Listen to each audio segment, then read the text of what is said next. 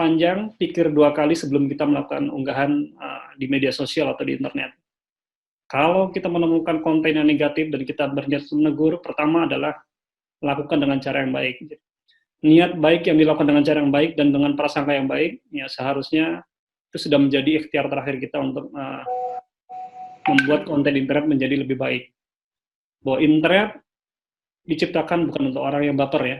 Jadi, tetap tenang, kontrol diri, think before you click, type or share.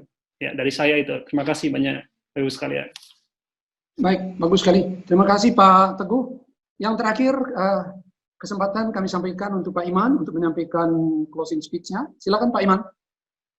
Baik, terima kasih Bapak Ibu.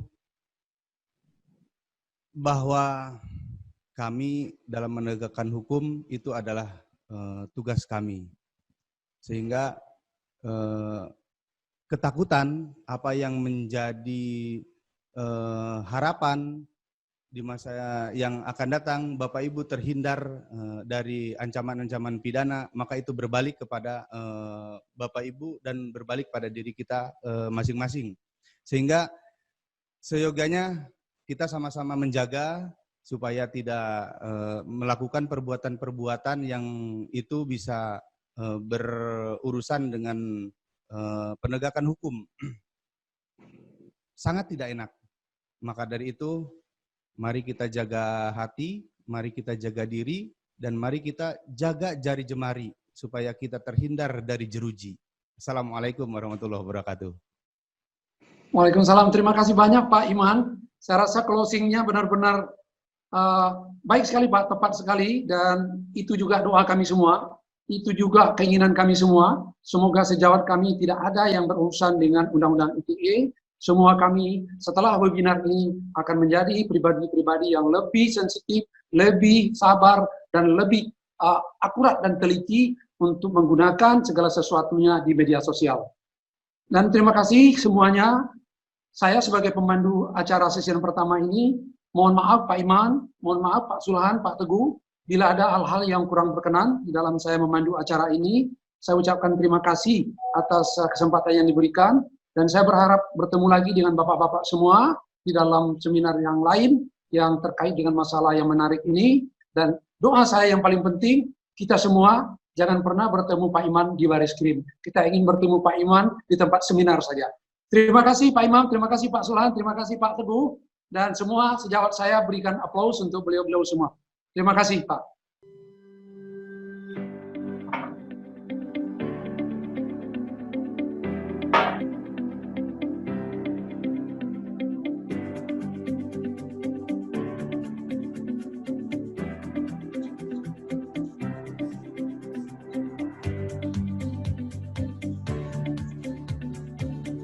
Sistem Informasi Apoteker Indonesia yang dikenal dengan SIAP melalui 28 fitur dan 108 menu dan 120 data statistik dapat meningkatkan produktivitas diri apoteker dan organisasi.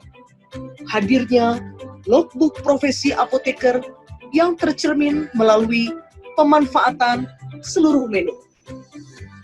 Kebijakan organisasi sesuai dengan data yang dihasilkan adalah harapan kita bersama. Sistem informasi apoteker is a reflection of productivity, professional, and organization. Sejawat sekalian, kita sekarang masuk ke dalam sesi yang terakhir yang akan disampaikan oleh figur yang barangkali tidak asing lagi bagi kita semua. Dan topik yang akan disampaikan oleh beliau yang terkait dengan masalah organisasi. Dan sebelum beliau memberikan atau memaparkan materinya, saya ingin menyampaikan kurikulum vitae dari beliau. Tapi sebetulnya khusus untuk beliau ini, saya rasa semua kita sudah sangat mengenal.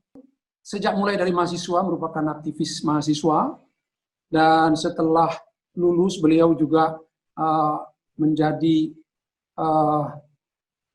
ketua umum dari Kagama. Pengalaman organisasi beliau di bidang legislatif, beliau pernah di DPR sebagai wakil ketua komisi, sebagai anggota DPR. Pengalaman organisasi beliau di pemerintahan, saya rasa juga semua kita tahu, beliau sebagai gubernur Jawa Tengah untuk periode kedua pada saat ini, dan pengalaman beliau di organisasi politik, saya rasa semua kita juga tahu, beliau adalah kader unggulan dari salah satu parpol. Nah, sehingga kalau beliau sore hari ini memberikan materi yang terkait dengan organisasi, saya rasa kita sangat paham dan kita sangat yakin bahwa beliau banyak akan memberikan materi-materi atau substansi yang bermanfaat untuk kita semua. Dan beliau adalah Bapak Ganjar Pranowo, Gubernur Jawa Tengah. Dan untuk itu waktu dan tempat kita berikan kepada Pak Ganjar Pranowo. Persilakan, Pak. Baik, sambil menunggu, barangkali Pak Ganjar sedang persiapan untuk online bersama kita, yang memang dari jadwalnya sebetulnya masih tersisa 4 menit, ya. Kita tunggu beliau untuk siap pada jam 16.30 sesuai dengan rundown acara, sesuai dengan jadwal yang sudah kita alokasikan untuk beliau. Dan sekali lagi, saya mohon semua sejawat tetap berada di seminar ini, karena banyak hal yang positif yang akan kita dapat. Jangan tinggalkan seminar ini sampai selesai, agar kita lengkap mendapatkan apa-apa yang kita harapkan dari webinar kita kali ini.